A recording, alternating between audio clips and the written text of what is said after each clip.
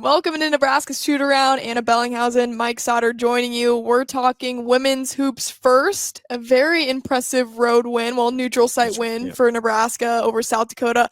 113-70. It's at the arena record for the most points scored. What stood out to you, Mike? Yeah, the arena record for most points scored in a women's basketball game at the Sanford Pentagon was 113. That's incredible. I've never seen anything like what they did shooting the three. Men's, women's, high school, it doesn't matter. I've never seen it. It was crazy. I mean, you're talking first half was 50% from three and 55% from the field, and they didn't miss a free throw. And then in the game, you finish 58.8% from three, and you make 20, which is a program record. 20 of 34. The 20 was a program record from three. And everybody, 9 of the 12 that played, made a three. They tried to get the other people. Like at the end, it was weird. Like it was wild because they were trying to shoot. Try everyone get a three. Yes. Yeah. I mean, Natalie Potts has been terrific. She was great. Part of the game plan for South Dakota was to just not have Alexis Markowski kill him. Well, the doubles and triple teams and things that they were throwing at her, she was kicking it right back out to wide open shooters, and they were knocking down shots. So then they switched to single covering her and then tried some zone stuff. It just, none of it worked. If you still got 14 points, with his 5 boards. And Alexis was 2 of 3 from three, both in the second half. And the 7 assists was Alexis's career high as well. So people were knocking down those shots. So that's why South Dakota had to switch it up. But everybody scored. Potts and Prince were fantastic. Prince was getting to the rim, doing whatever, looked like she was playing against, some younger high school people that she would play against last year when she was in high school, watching her just getting to the rim at will, doing kind of whatever at will. She had one bad shot maybe in the whole game, and a career high 23 from her on her 10 of 13 shooting, which is crazy. And Kendall Cooley, 4 for 4 from three, and career high for her in 12 points too. Well, I want to take a closer look at that Britt Prince stat line. 23 points, 4 assists, 2 steals, a block. 0 turnovers was the one that jumped out to me. And then, like you mentioned, 76% shooting, almost 77, and then only in 24 minutes too, mind you. Yeah, plus 23 in 24 minutes as a starter is really good as far as a plus minus is concerned. Again, she was just getting downhill. The driving lanes were there. It didn't phase her one bit. And they just tried to they didn't try and take anything away. They didn't drop behind her to help. Switches, they didn't really make. They just straight up switched everything, didn't hedge off of it. She was great, and she's going to be great. She's going to be I don't know, I guess some people question, because I've had some questions about her this year, and I'm like, she's going to be fine. She answered those. There's no question. I mean, even before, it was like, is she going to start? I'm like, yeah, I think she's going to start. I have in my opinion, probably top 10 prospects in a class and not start. So their depth has shown this year. They're going to play a lot. It's something Amy said a couple games ago, even, that they're just going to play everybody. And they went with a different starting lineup in this game. Allison didn't start, but they did it for matchups, is what she said. So, I think they're going to continue to tinker with that lineup. Probably the mainstays are Potts and Prince and Markowski, and then the other two depending on who they're playing or how people are playing. I mean, what a luxury that is to have to be able to switch up your lineup based upon matchups. Not a lot of teams can say they do that. Wanted to take a look at some more stats. So rounded these up this morning. Nebraska's beating teams by an average of 29.8 points. Of course, only 3 games, not the most outstanding opponents, but still, here are the other stats. 13th in the nation in assist to turnover ratio, 92 assists to just 57 turnovers. 3rd in the nation in assists with 23 per game, and then first in the nation with a 55.9 field goal percentage. Yeah, that makes you win by 20 some points. That's why you can drop 113 points against South Dakota. It was an offensive explosion. I mean, they used a 27-5 run in between the first quarter and to end the second half, or first quarter, second quarter is a 27-5 run. That's going to give you a nice little cushion there. And the crowd got behind them a little bit. I think it was probably a 50-50 split, honestly, in the crowd as far as South Dakota fans and Nebraska fans. It was important for Amy to kind of go back there and play against the team that she was the head coach for. Mm-hmm. So, yeah, they're good. Top 25 team, clearly. Yeah. And then, they have one test before the big test against Creighton, who's kind of had their number. Nebraska's one of their last four, I think, or one of their last five against Creighton. But this matchup, from a size standpoint, Nebraska matches up pretty well. Yeah. Pretty well. I mean, in recent memory, it's the best matchup for Nebraska by far. Yeah. For sure. We'll see. That one will be exciting. Be a lot of people there. Yeah, so Nebraska faces 2-2 North Alabama tonight in Lincoln, and then like you mentioned, Mike, big test with Creighton on Friday. That's a doubleheader with the men's and women's. Women's game played at DJ Sokol Arena. When you look at that Creighton team too, I mean, they've struggled early as well. Mm-hmm. And would you say struggle with size? Struggle with size for sure. I mean, they lost Emma Ronsick, who was a huge proponent in that size category for the Blue Jays. So do you feel like this is the year that Nebraska can hand a loss to the Blue Jays? Felt that the last couple of years, but it hasn't worked. You would think just the way the teams are playing, but Creighton just somehow has their number. Like they can make enough shots. I think part of it too is they're off at Creighton's just free flowing kind of not ball screen, but spread it out, wide open offense is that works. It's like an elixir, I guess, for Nebraska. They just can't stop it. Haven't been able to stop it. So, but I think Britt Prince is the key factor here, right? So those were the two teams that it came down to for her, was Creighton and Nebraska. She chose Nebraska.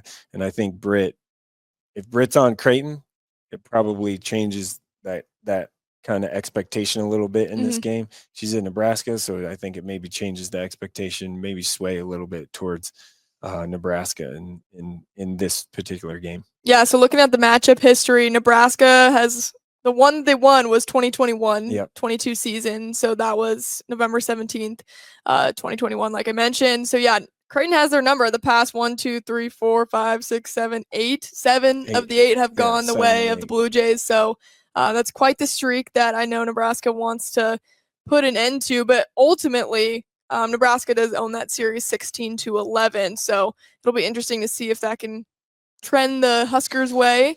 But we'll see on Friday. I think we'll see a lot from both teams and see kind of what they're made of, truly. Yeah, and Creighton just starting slow, right? Their schedule. Tough schedule. Really tough schedule. At K-State's a tough game, tough matchup. I mean, they played at South Dakota State, who just took Duke to the wire. Opening at South Dakota State. Yeah. That was crazy. Crazy schedule. So, again, Creighton's schedule, maybe it's a confidence thing that they can get confidence in this game, but it's definitely a rivalry for sure. Yeah.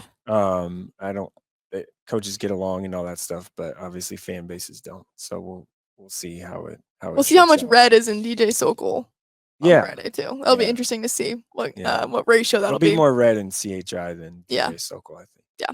All right, well, let's flip over to the men's side. So Nebraska dropped a close one to St. Mary's in Sioux Falls as well, 77-74.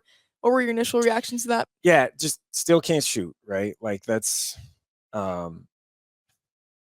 it's kind of unbelievable that they can't shoot the three. They brought guys in to be able to be 3-point shooters, and they just can't. St. Mary's came out of the gate fast, and you can call it a neutral site game all you want to. Yeah. But there was about 30 St. Mary's fans, maybe 28, 30. I counted them, and the rest was red, and it was Nebraska. So it was a very loud environment. I will say this about St. Mary's, though. Looking at who they play in their conference, that gym was basically kind of like a regular road game for them. They're similar, like tight quarters. They play in those tight spaces in their conference. So, but Burke, Booth, and Joe was great. He came out in the second half, made his shots. He finished with 15. He didn't have a field goal in the first half, just 2 free throws. He was super aggressive. Coach Hoiberg even mentioned after the game that his shot will continue to get better. It's going to eventually go in from distance, which will kind of stretch things out. I said at the beginning of the year that he should be just their 5, and depending on the matchup, and that's kind of what they did in this game. Even though St. Mary's is a very good team and they're big, they're extremely well coached. Their program has been fantastic. This won't end up being a horrible loss or bad loss by any means for Nebraska. This is one, when you looked at the non-conference schedule, you looked at St. Mary's and Creighton as 2 potential losses, just because St. Mary's is just old and they have a bunch of Europeans and they know how to play and they're super physical. That game was super physical. And credit Nebraska, them to fight back after not making shots. Down by 14. Yeah, down 14, came back, made shots, made plays. Bryce Williams was awesome. They made enough plays to get back and even take a lead. Once they took a lead, though, they had 5 straight turnovers in 5 possessions. And then it was basically kind of like, okay, now we're going to lose. But then they came back even after being down 10 to have a shot at the buzzer at Bryce, and it just didn't go to tie it, to send it to overtime. But, it's one of those things where shooting and turnovers are now not just what I said. They're not just a mirage. They're a constant. We have enough data now to know that shooting 37 of 129 from 3 against teams that aren't themselves, meaning the Utah close scrimmage, the exhibition game, and then the regular season games, they're 37 of 129. That's 28% from 3. It's basically not a threat as a team. So outside of, Connor Season's shot it pretty well. And their assist to turnover, they're not sharing the ball enough to make baskets. They're sharing it. They're just not making enough to make baskets to get assists. They have a negative assist to turnover ratio in 4 games, and that is 0.92. They have 58 assists to 63 turnovers. Opposite of the women's side. Yeah, that's not good. Not good. Yeah. So those are the glaring things. And Sure. Creighton, their next game is a better team than St. Mary's. Creighton's not as physical as St. Mary's, but they're a better team. So I don't know. I don't know what the answer is.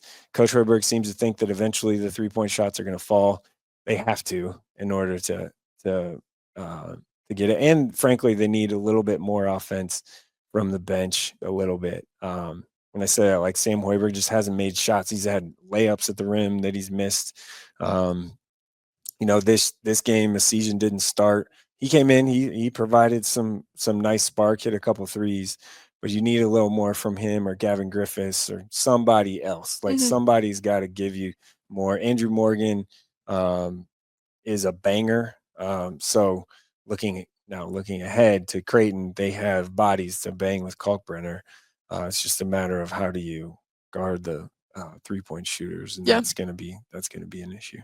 Wanted to bring up 2 more guys. Braxton Mia, 0 for 1, so only 1 shot attempt, 0 points. Yeah. And then Juwan Gary, 1 for 5, and then his plus minus was -12. Yeah, Juwan had a great game last week, and then before St. Mary's, and then again St. Mary's wasn't good. So he was the guy that basically was the spark offensively and defensively for Nebraska. And then he's got to be more consistent because you can't have the ebbs and flows. And Bryce was basically the opposite of that. Bryce was very good against St. Mary's, but the game before that he didn't make enough shots. And Mia is not offensive. Yeah, he's not an offensive threat. He just frankly is not. And I'm not even sure. I mean, he's a big body person that you can throw out there on defense, and that's about all you are. So they're not going to look for any offense really from him. Like he had one. I mean, his one shot was he caught it in the post and went mid lane and kind of was not a hook shot, but a turnaround kind of jumper in the lane. It just rimmed out. It bounced around. But you're not looking for a lot of offensive production there. He's just there to defend and rebound and maybe set some screens because he's huge, and getting around him and screen is something. Can he defend Ryan Kalkbrenner? No one has been able to right now. So dude's missed like 4 shots in 4 games. That's fair. That doesn't help. Yeah. I don't think not many 7-footers drop. Yeah, I think they're gonna have to. I think they're gonna have to maybe switch some things up defensively against Creighton, and specifically Kalkbrenner. And they can throw all these bodies at him. So you have Mia, you have Andrew Morgan, you have Boogton Joe. You could even throw Jawan at him for a little smaller guy that's a little more athletic. You can really, the matchup's fine. Like you have enough bodies that you can throw at him. It's just a matter of like, can you guard the perimeter enough from Creighton, which is something, obviously.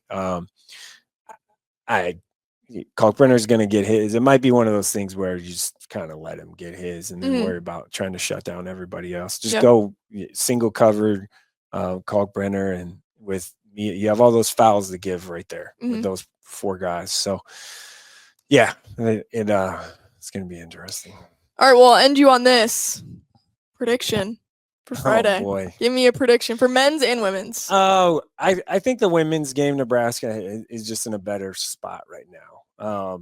Just from a roster and confidence level, I think they're just in a better spot. So I think they probably win. And then I probably think Creighton clearly is going to be the favorite. It's just a matter of how much. One thing, though, is Nebraska is deep, and they can throw a lot of bodies at you. Like I said, in the post, and even some of the guards. It's just, I think Pop Isaacs is probably going to be a little too much and getting downhill. Being able to, he's pretty good. But also, Creighton's going to have to try and guard Bryce Williams, and I'm not sure that matchup really is great either, unless Jemiah Neal can do it. So I don't know. I don't like doing predictions. I put you on the spot there. I don't like people. I don't like the. I told you said. We won't put a score on it. You said we were going to lose or something. No, I think it has a chance to be a good game. Which Nebraska, I guess, has only beaten them once, which was in Omaha. The last time it was in Omaha 2 years ago, but 50 points last year is a lot. And Nebraska's going to have to make shots from the outside to stay in the game. Awesome. Well, we won't talk to you next week. We'll have Thanksgiving off, but we'll be back early December 2nd. So we'll talk to you then. Thanks so much for joining Nebraska Shoot Around.